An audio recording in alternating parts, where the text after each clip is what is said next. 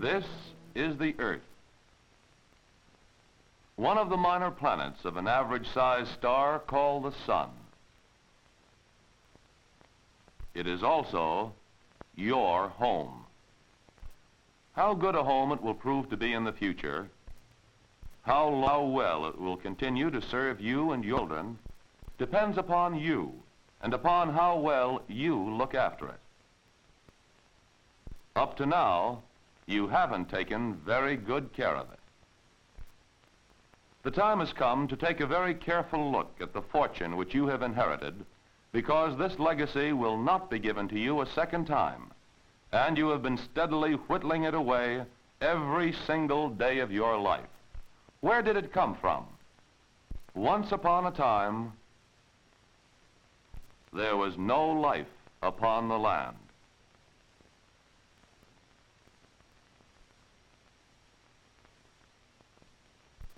Only the raw materials of life.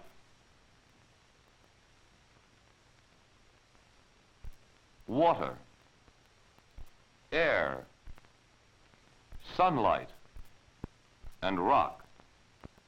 Over countless centuries and through many different agencies, the forces of nature broke up that rock. One process which clearly illustrates how this takes place is the grinding of the rock. Here we see the clear green ice of a glacier. With its enormous weight, the glacier acts like a giant file upon the mountain. Already we can see streaks on the ice of broken rock torn from the mountain's face. At the foot of the glacier, the ice is covered by a blanket of ground-up rock.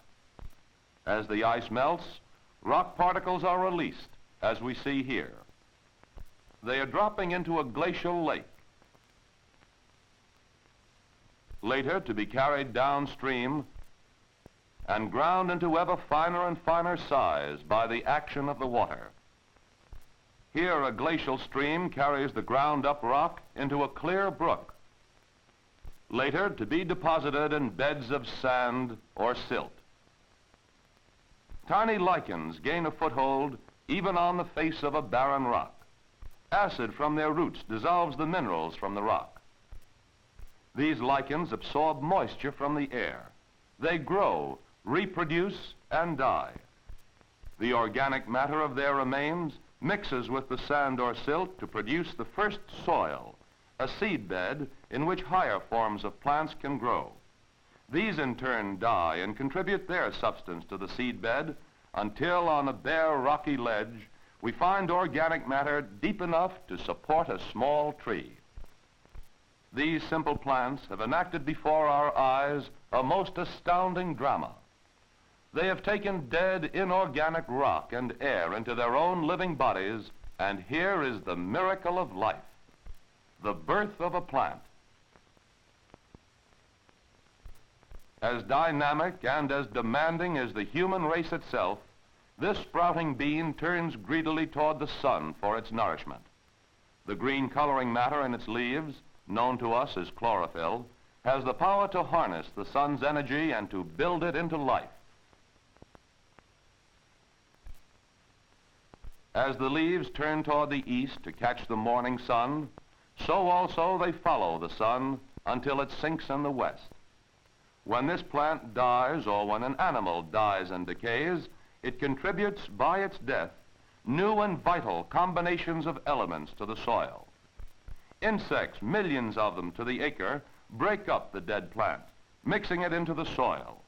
Molds and bacteria cause it to decay, thus enriching the soil through the miracle of death.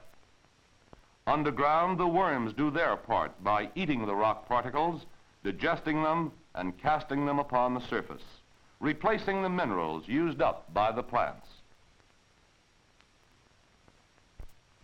Step by step, the character of the soil is changed. The dark topsoil has taken shape. Living topsoil, man's most precious possession. And this was only the beginning of your inheritance. Here is a water lily. It will become a forest.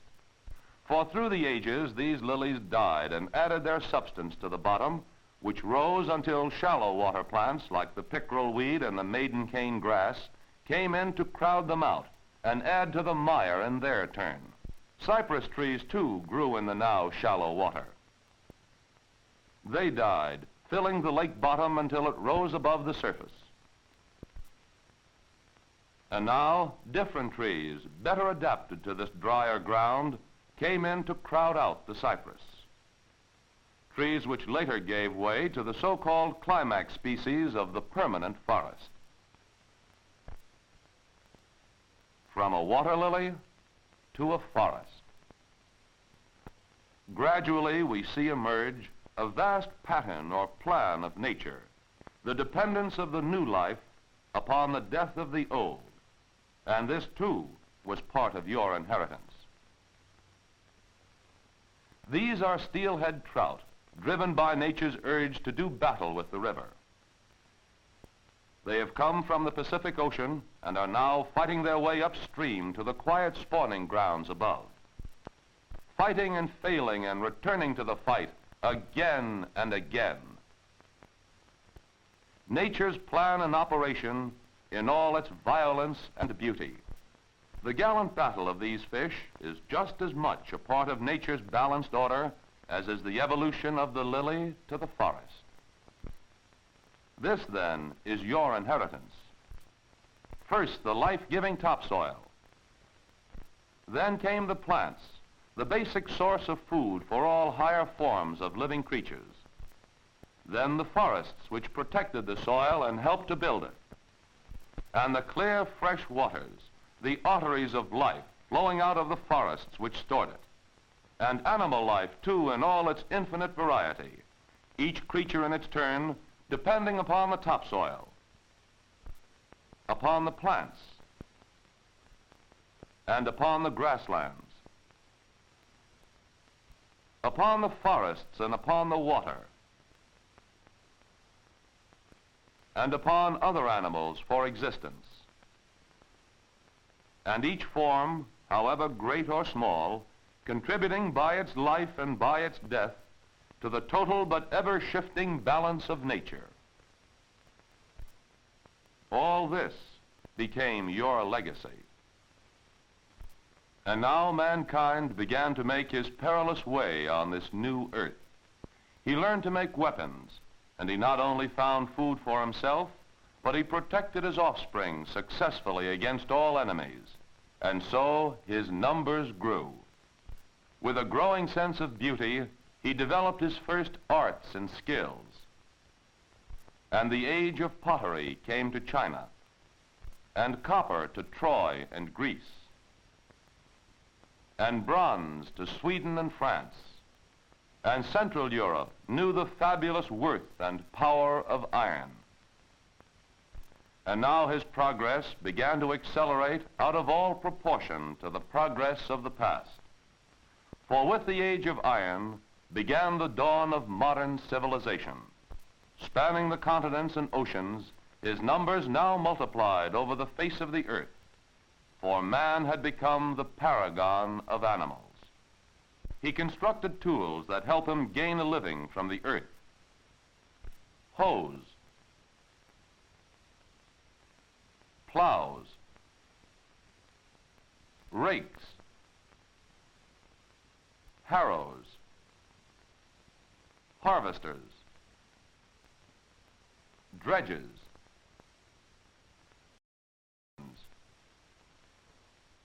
tractors, and monsters like this. But almost everything he did or invented or fought for began to injure the balance of nature, for man was blindly attacking the earth.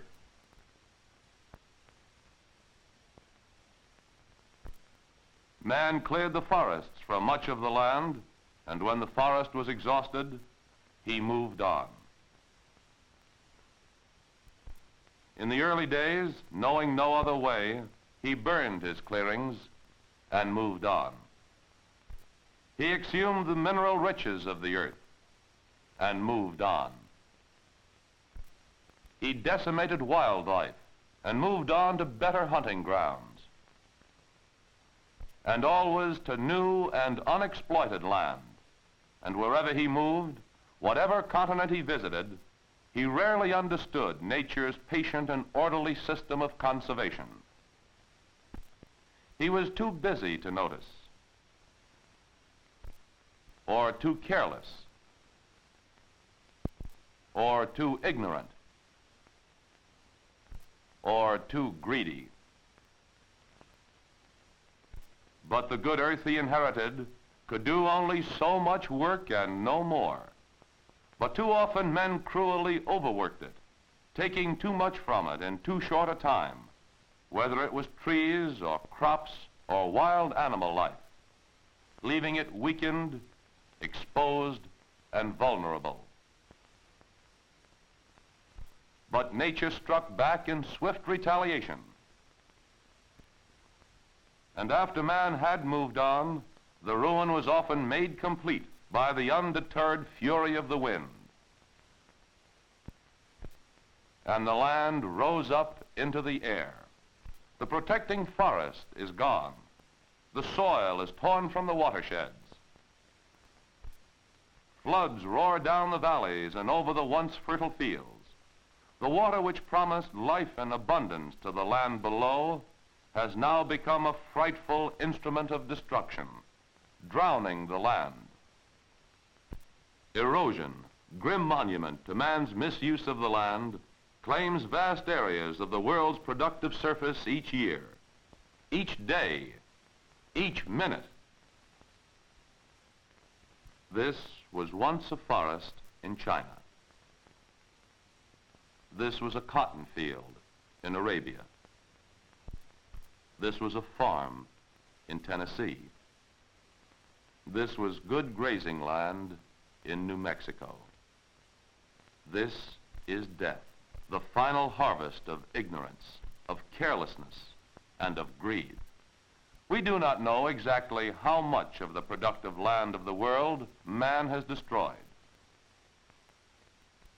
We do not know exactly to what an extent he has reduced the size of the earth's woodpile, nor exactly to what extent he has polluted the clear, fresh waters of the earth. But we do know this. Roughly 3/4 of the earth's surface is covered by water. The land area which is left is by no means all productive. Much of it is too hot or too dry. Another large section is nothing but polar wastelands. Much of what remains is of relatively poor quality. The really productive area is but a tiny fraction of the whole. Though not all of this land is under cultivation, and though science can and will increase its productivity, and may even force production from lands that are today barren and useless, the physical area of this small slice is fixed. It cannot be altered. That's all there is. There isn't any more. In 1630, the Earth's human population was about 400 million, with approximately 10 acres of potentially productive land for an individual. Today, there are 2,200,000,000 of us, with less than 2 acres of potentially productive land apiece. With this fearful human pressure against the land and its resources, we are fast approaching a crisis. For there are no new lands to the westward to be discovered and exploited. We have come at last to land's end. And where do we go from here? The answer depends upon you and upon your acceptance of the fact that a long-range, worldwide plan for conservation is necessary. What does conservation mean? It means literally the wise management of the life-supporting resources, the soils, the plant life, and the forests, the animal life, and the fresh water supplies. Wise management means working these resources only up to the point of their maximum sustained yield.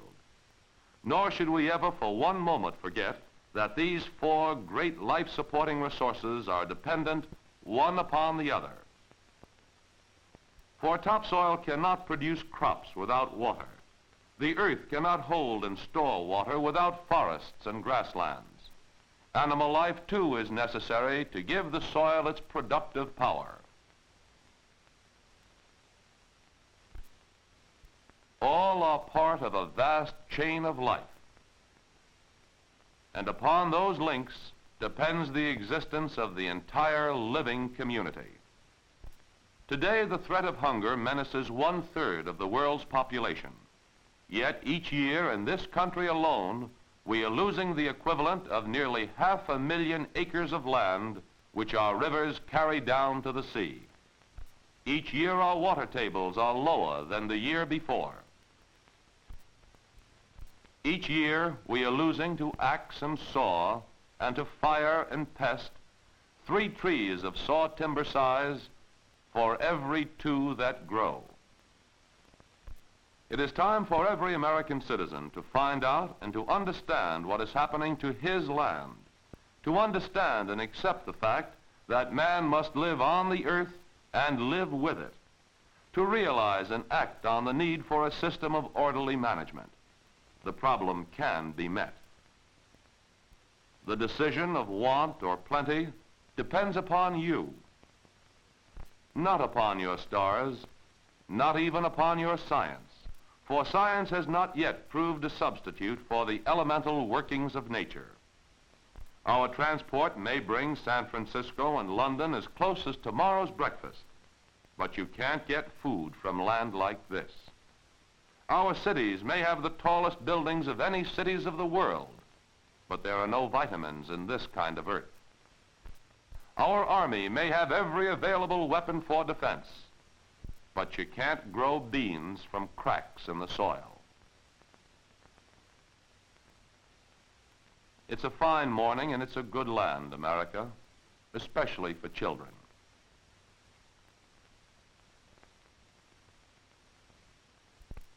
America the beautiful, with amber waves of grain, with purple mountain majesty above the fruited plain.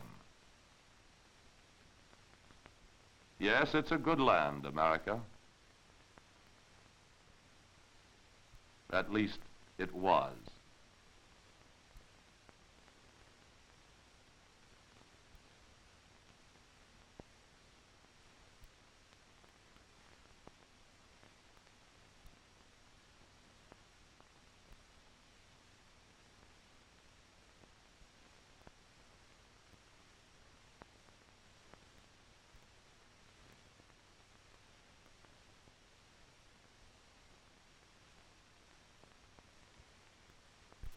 It doesn't have to be like this, for today we have the technical skills, and science stands by to help.